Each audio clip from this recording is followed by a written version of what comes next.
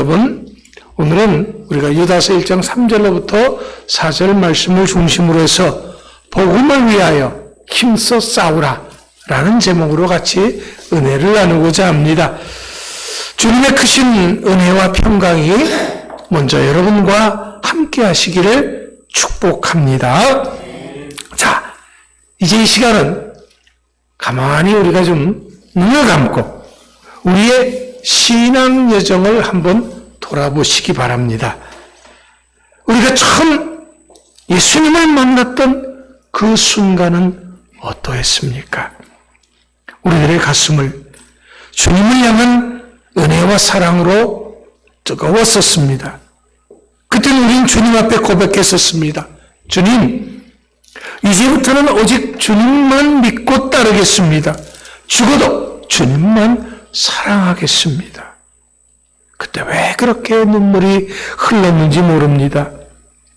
새벽 기도도, 금식 기도도, 전도도, 철야 기도도, 봉사도 모두가 기쁨이었습니다. 주님과 함께라면 무엇이든지 할 수 있을 것 같았습니다. 그런데 지금은 어떻습니까? 어느새 그 불꽃이 희미해졌습니다. 교회에는 나오지만 마음은 미지근해졌습니다. 기도는 짧아질 대로 짧아져 언제 했는지도 모를 정도입니다. 말씀은 먼 나라 이야기처럼 들려집니다. 이런 우리의 삶을 들여다보면은 못 믿는 자나 세상 사람들이나 별반 다를 게 없어 보입니다. 이제 우린 내가 왜 이렇게 되었는지를 우리 스스로에게 물을 때가 되어졌습니다. 그런데 오늘 본문 말씀에서 그 이유를 분명히 말해주고 있습니다. 우리는 지금 전쟁 중에 있기 때문이라는 거죠. 보이지 않는 영적 전쟁 중입니다. 그리고 그보다 더 가까운 전쟁은 바로 교회 안에서 우리 곁에서 벌어지고 있습니다. 유다서 오늘 우리가 읽은 말씀을 다시 한번 현대어 번역으로 읽어드리겠습니다. 기억하시면서 잘 들어보시기 바랍니다. 사랑하는 여러분, 나는 원래 우리 모두가 함께 받은 구원에 대해서만 쓰려고 했습니다. 그런데 마음이 급하게 바뀌었습니다. 이유는 딱 하나입니다. 성도들에게 단번에 값없이 주신 이 거룩한 믿음을 여러분은 목숨 걸고 끝까지 지키며 싸워야 할 때가 되었기 때문입니다. 왜냐하면 몇몇 사람들이 교회 안에 몰래 슬그머니 들어왔기 때문입니다. 그들은 오래전부터 하나님의 심판이 예정된 자들인데 하나님의 놀라운 은혜를 이제는 마음대로 살아도 된다는 핑계로 바꾸고 실제 삶으로는 우리 유일하신 주님 예수 그리스도를 부인하고 있습니다. 유다 사도가 이 편지를 쓰면서 얼마나 가슴이 아팠을까 하는 것을 느끼게 됩니다. 그는 울부짖듯이 호소합니다. 힘써 싸우라. 전심을 다해 목숨을 걸고 싸우라. 결국 유다의 메시지는 명확합니다. 우리가 받은 이 변치 않는 복음의 진리인 믿음의 도를 지키기 위해서 모든 것을 걸고 싸워야 한다는 것입니다. 왜냐하면 지금 우리 안에는 우리도 모르는 사이에 진리를 무너뜨리는 강력한 적이 침투했기 때문입니다. 이런 말씀을 기억하면서 오늘날 많은 성도들의 신앙생활의 모습을 떠올려 봅니다. 우리도 한때 뜨거운 은혜와 열정적인 신앙생활을 했었습니다. 돈 버는 거 뒷전이고 밥 먹는 거 조금 뭐 해도 먼저 예배드리고 기도하는데 우선순위를 뒀었습니다. 그런데 어느 날부터인가 미지근한 믿음의 사람이 되어졌습니다. 무기력한 신앙인의 모습으로 변해버린 것입니다. 문제는 우리들 대부분이 이 영적 전쟁의 희생자임을 깨닫지 못한다는 것입니다. 유다는 이 무기력한 근원에 대해서 정확하게 지적합니다. 그것이 바로 4절 말씀에서 지적하기를 교회 안에 가만히 들어온 사람 몇 때문이라는 것입니다. 우리의 싸움은 단순히 교회 밖 세상과의 싸움이 아닙니다. 교회 내부에 교묘하게 침투한 내부의 적과의 싸움입니다. 우리가 잘 알듯이 우리의 가장 큰 적은 이 세상의 어둠의 세력, 즉 사탄과 악한 영들입니다. 에베소서 6장 12절에서 분명히 이렇게 기록합니다. 이번에는 쉬운 성경을 좀 보도록 합니다. 우리의 싸움은 이 땅의 사람들에 대항하여 싸우는 것이 아니라 이 세상의 어두운 세력들과 공중의 권세 잡은 악한 영들에 대항하여 싸우는 것입니다. 이것이 근본적인 영적 싸움입니다. 이 악한 영들은 사람의 마음을 속이고 하나님의 진리를 왜곡하며 성도들을 미혹하여 궁극적으로 하나님과의 관계를 파괴하는 것을 목표로 합니다. 그러나 유다는 악한 영이 사용하는 가장 교묘하고 위험한 도구, 즉 교회 안에 슬그머니 스며든 사람들을 지목합니다. 그렇다면 이 사람들의 특성이 어떨까요? 첫 번째는요, 이들은 하나님의 은혜를 방탕한 것으로 바꾸는 자들이다라고 말합니다. 경건하지 아니하여 우리 하나님의 은혜를 도리어 방탕한 것으로 바꾸고, 이들은 입술로는 은혜와 구원을 말합니다. 은혜 받았다고 하는 이들의 간증을 들으면 한없이 부럽기도 합니다. 이들의 기도는 이런 기도가 신앙인의 기도구나 할 정도로 놀랍습니다. 하지만 이들의 삶은 전혀 다릅니다. 이들은 죄에 대해서 너무도 둔감합니다. 세상 정욕대로 살면서 하나님은 사랑의 하나님이시니까 다 용서해 주신다고 확신합니다. 이것이 값싼 은혜입니다.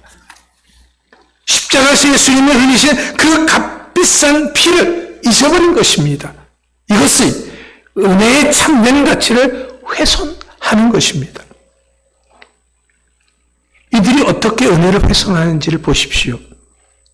성경은 이들이 하나님의 은혜를 방탕한 것으로 바꾸었다라고 말합니다. 여기서 방탕함이라고 하는 것은 음탕함, 방종한 정욕, 무절제함을 의미하는 것입니다. 이런 것들을 죄로 여기지 않고 부끄러움 없이 행하는 파렴치한 행동을 포함하는 것입니다. 뿐만 아니라 이들은 이해하기 힘든 말을 합니다. 우리는 이미 하나님의 은혜로 구원받았으니 이제 율법으로부터 자유롭다. 그렇기 때문에 죄를 지어도 괜찮다. 원하는 대로 육체의 욕망을 따라 살 수 있다라고 말합니다. 이것이 바로 은혜를 방종의 면으로 변질시키는 행위입니다. 이들은 세상 사람들이 살아가는 방식, 육체의 욕망을 따라 살면서도 아무런 죄책감을 느끼지 못합니다. 남들도 다 그렇게 사는데 이들은 하나님의 심판에 대한 두려움도 없이 사는데 나도 그렇게 사는 것이 뭐 어때? 이러한 안일함이 그들의 마음을 지배하기 때문입니다. 하지만 우리가 이렇게 영적 전쟁에서 지면은 믿음 없는 사람처럼 살아가면서도 아무런 주저함이 없는 상태에 빠지게 됩니다. 아니, 더 때로는 완악한 사람이 되기도 합니다. 성경에 보니까요, 이런 비유를 얘기하세요. 어떤 사람이 있는데 이제 악한 귀신이 그 마음속에 자리 잡고 있었어요. 근데 이제 이 마음에 있는 악한 귀신을 내쫓았습니다. 그런데 귀신이 쫓겨나가지고서는 돌아다니다 보니까 자기가 있을 만한 곳이 없어요. 그래서 이 사람한테 다시 와봤어요. 그랬더니 마음은 깨끗하게 청소가 됐는데 살고 있는 사람이 없어요. 잘 됐다 싶어가지고서는 자기 동료 마귀들을 7이나 더 불러다가 이 사람을 차지했다라고 말합니다. 무슨 말입니까? 우리가 마음속에 주의 성령이 계시지 아니하시면 악한 사탄 마귀가 이렇게 역사한다라는 거예요. 그런데 이들은 여기서 머물지 않고 한 발 더 나아갑니다. 그것이 바로 예수 그리스도를 부인하는 겁니다. 4절 말씀에 분명히 이렇게 기록합니다. 홀로 하나이신 주제 곧 우리 주 예수 그리스도를 부인하는 자니라. 이 구절은 우리를 당황하게 만듭니다. 그렇다면 어떻게 예수 그리스도를 부인하는 사람들이 교회 안에 들어와 자리를 잡을 수 있습니까? 이들은 분명 입술로 하나님을 믿는다고 주장했기 때문에 자연스럽게 교회 안에 스며들 수 있었던 것입니다. 그렇다면 이들은 무엇을 부인하고 있습니까? 이 사람들은 말이 아니라 행동으로 부인하는 거죠. 디도서 1장 6절, 16절은 이들의 정체를 이렇게 얘기를 합니다. 그들은 하나님을 안다고 말하지만 그들의 악한 행동을 보면은 하나님을 아는 사람들 같지 않습니다. 그들은 복종하지도 않고 선한 일을 전혀 하지 않습니다. 그러니까 이들의 문제는 지식적인 불순종이 아니라 실천적인 불순종에 있었다라는 거예요. 한마디로 하나님의 말씀에 대한 순종의 행위가 없었다라는 겁니다. 성경에서 말하는 선한 일, 즉 하나님의 뜻과 말씀대로 행하는 삶이 없었다라는 거죠. 결국 이들의 악한 행동과 불순종의 삶의 방식은 나는 예수 그리스도를 나의 주님으로 인정하지 않는다라고 하는 그런 외침과 같은 것입니다. 그들은 하나님을 안다라고 스스로 속이고 있습니다. 하지만 그들의 삶은 하나님께 불순종하고 죄악에 물들어 있습니다. 이것은 사실상 주님을 부인하는 것입니다. 사도 바울은 이런 자들에 대해서 디모데후서 3장 13절 말씀에서 다른 사람을 속이고 결국 자기 꾀에 속아 넘어가는 사람들이라고 경고합니다. 이렇게 속이는 자들은 대개 믿는 사람들보다 더 훌륭한 신앙인처럼 보입니다. 이들은 거듭난 체험을 간증하고 감동적인 기도를 하며 직분과 열심을 가지고 봉사합니다. 그렇기 때문에 외형적으로는 이런 사람들을 분별하기가 어렵습니다. 그렇다면 우리들은 이들의 정체를 어떻게 분별하고 우리 자신을 어떻게 보호해야 합니까? 주님께서는 마태복음 7장 20절 말씀에서 가장 명확한 분별의 기준을 제시했습니다. 뭐냐 그러면은요, 이러므로 그들의 열매로 그들을 알리라. 자, 그들의 뭘로 안다고요? 열매. 우리가 보아야 할 것은 사람들의 화려한 말이나 간증이 아닙니다. 그들의 삶의 열매인 것입니다. 유다서는 속이는 자들의 특징적인 열매들을 구체적으로 제시합니다. 이들은 8절 말씀에 의하면 말씀의 객관적인 권위 대신 주관적인 경험인 꿈이나 환상을 내세웁니다. 그러면서 실제로는 사람들과 구별되지 않는 방종한 삶을 삽니다. 이렇게 사는 사람들의 대표적인 사람들이 누군가요? 이단들입니다. 여러분, 이단들을 보세요. 이단들이 주장하는 것이 다 꿈이나 계시, 환상입니다. 그런데 그들의 삶은 어떻습니까? 많은 사람들을 육체적으로, 돈으로 다 올가맵니다. 우리가 아는 것은 성령의 사람은 기쁨과 감사와 은혜로 충만해야 합니다. 그러나 이들은 16절 말씀에 의하면 마음속에 불평과 불만만 가득합니다. 자기 하고 싶은 대로 죄악을 행하면서도 조금도 양심의 가책을 느끼지 못합니다. 뿐만 아니라 이들은 자기 자랑하기에 여념이 없습니다. 다른 사람을 칭찬할 때라고는 자기에게 유익이 있을 때뿐입니다. 이들의 더 큰 문제는 항상 이들의 행동의 초점이 하나님이 아닌 자기 자신에게 맞춰져 있다라고 하는 겁니다. 그렇기 때문에 본문 19절 말씀에 의하면 이들은 사람들 사이를 갈라놓고 죄로 물든 육신의 정욕대로 행동한다고 하고 있습니다. 한마디로 그들 속에는 성령님이 거하지 않습니다. 사탄이 하는 일은 창세기로부터 하나님과 사람과 사이를 갈라놓는 것입니다. 교회 내에서 불필요한 다툼과 편가르기를 조장하는 자들은 자신도 모르는 사이에 성령의 사람이 아닌 사탄의 도구가 되어가는 것입니다. 여러분, 나는 분명 믿음의 사람이죠. 나는 교회에서 직분도 가지고 있고 또 나름대로 열심히 하는데 내가 어느새 나도 모르는 사이에 사탄의 도구가 되어 있다. 이건 믿겨집니까? 어떻게 그럴 수가 있느냐고 말할 수 있습니다만은 사탄은 교명하게 우리들의 생각과 우리들의 말을 조장을 합니다. 이 모든 악한 열매들의 근본 원인은 성령을 따르지 않고 육체의 욕구를 따르는 삶을 선택한 것입니다. 바울은 갈라디아서 5장 16절 말씀에서 이 둘의 대조를 명확히 보입니다. 그러므로 내가 말합니다. 성령을 따라 사십시오.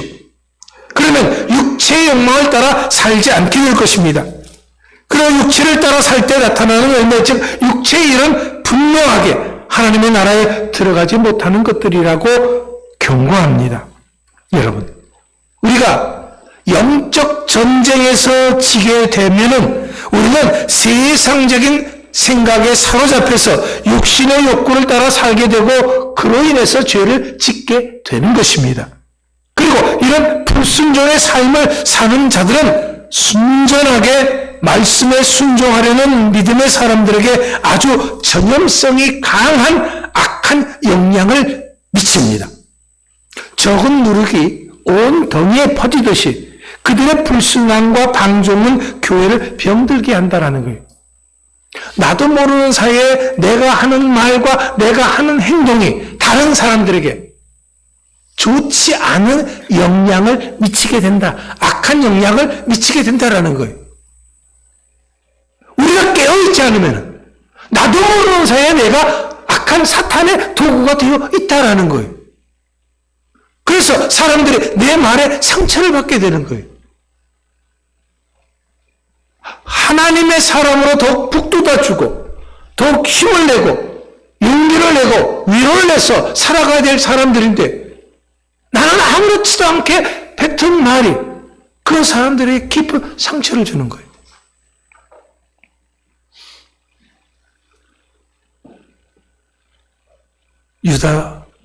사도 유다는 이런 위험한 상황 속에서 우리를 좌절하게 내버려 두지 않습니다. 오히려 이 위험을 기회로 삼아 우리의 믿음을 끝까지 지킬 수 있는 승리의 전략을 제시합니다. 이것이 바로 힘써 싸워야 한다고 하는 구체적인 방법입니다. 우리의 영적 초점을 속이는 자들처럼 사람이 아니라 하나님과 우리 자신의 믿음에 맞춰야 하는 것입니다. 이 방법의 가장 첫 번째는 20절 말씀과 같이 거룩한 믿음 위에 자신을 든든히 세우는 것입니다. 사랑하는 친구 여러분, 여러분은 성령 안에서 기도하며 가장 거룩한 믿음으로 자신을 든든히 세우십시오. 이렇게 권면합니다. 우리가 이 전쟁에서 승리하려면 우리 신앙의 기초, 즉 가장 거룩한 믿음은 복음의 진리를 날마다 새롭게 다져야 합니다. 말씀 묵상과 기도를 통해서 복음의 진리를 확실하게 이해하고 흔들리지 않는 말씀의 기반 위에 서야 합니다. 거짓 가르침을 분별할 수 있는 유일한 길은 진리의 말씀을 굳건하게 붙잡는 것밖에는 없기 때문입니다. 여러분, 거룩한 믿음 위에 여러분 자신을 든든하게 세울 수 있게 되기를 축원합니다. 두 번째, 우리 힘만으로는 이 영적 전투에서 이길 수 없기 때문에 기도해야 됩니다. 여러분, 현대전에서도요, 마찬가지로 전쟁의 승패는 통신에 달려 있습니다. 앞에서 뭔가 부족하면, 뭔가를 보면은, 뭔가 이상한 낌새가 있으면은 그 통신을 통해서 후방에 알려야 된다는 거예요. 지금 앞에서 어떤 상황이 벌어지고 있는지를 뒤에 알려서, 뒤에서 자원을 공급해줘서 저걸 물리칠 수 있어야 한다라는 거죠. 그렇기 때문에 우리 믿음의 사람들은 하나님과의 계속적인 대화를 하는 기도가 필요한 것입니다. 성령의 도우심과 인도하심을 간절히 구하며 기도할 때 우리는 악한 영과 속이는 자들의 그 길을 꿰뚫어 볼 수 있는 영적 분별력을 얻게 됩니다. 이처럼 기도는 우리의 무기이며 방패인 것을 믿으시기 바랍니다. 마지막 21절 말씀같이 하나님의 사랑 안에서 자신을 지켜야 합니다. 하나님의 사랑 안에서 자기를 지키고 주 예수 그리스도께서 은혜로 내려주신 영원한 생명을 기대하십시오. 여러분, 자기를 지킨다는 것은요, 수동적인 의미가 아닙니다. 하나님의 명령에 순종해서 그 관계 안에 머무르라고 하는 능동적인 행위입니다. 하나님을 사랑하는 자, 곧 하나님의 말씀에 순종하는 자입니다. 그렇기 때문에 이제는 더 이상 내 생각, 세상 방식, 육체의 욕구대로 살아서는 안 됩니다. 나의 목자 되시는 예수 그리스도의 음성을 따라 살기로 매일 결단하고 그 길을 걸어가야 합니다. 그럴 때 우리는 주님과의 사랑의 관계 속에서 안전하게 보호받을 수 있게 될 것입니다. 이것이 바로 믿음의 사람들이 항상이어야 하는 삶의 태도입니다. 우리들의 삶의 유익이 되든지 그렇지 않든지 먹든지 마시든지 살든지 죽든지 항상 예수 그리스도를 주로 고백하고 그 말씀에 순종해야 합니다. 이것은 세상적인 이익을 따라 사는 것이 아닙니다. 내 마음의 유익을 따라 사는 것도 아닙니다. 오직 하나님을 기쁘시게 하는 믿음으로 사는 것입니다. 사랑하는 성도 여러분, 우리의 믿음은 힘써 싸워야 지켜지는 가장 소중한 보물인 것입니다. 미지근한 믿음, 무기력한 삶은 곧 영적 전쟁의 패배를 의미합니다. 사탄은 끊임없이 우리를 속여서 은혜를 탕탕으로 바꾸려고 할 것입니다. 우리를 불순종의 삶으로 이끌어 주 예수 그리스도를 부인하게 만들려고 할 것입니다. 그러나 감사한 것은 이러한 세상 속에서 주님은 끝까지 우리를 포기하지 않으신다는 것입니다. 지금 이 순간에도 우리 주님은 우리를 바라보며 말씀하십니다. 내 사랑하는 아들아, 내 사랑하는 딸아, 두려워하지 말라. 내가 너와 함께하리라. 내가 너를 끝까지 지키고 보호할 것이다. 이 은혜의 싸움에서 우리 모두가 끝까지 승리하는 주님의 거룩한 전사들이 다 될 수 있기를 예수 그리스도 이름으로 축원합니다. 자, 오늘 말씀을 이제 다시 한번 영상으로 정리해서 보도록 하겠습니다.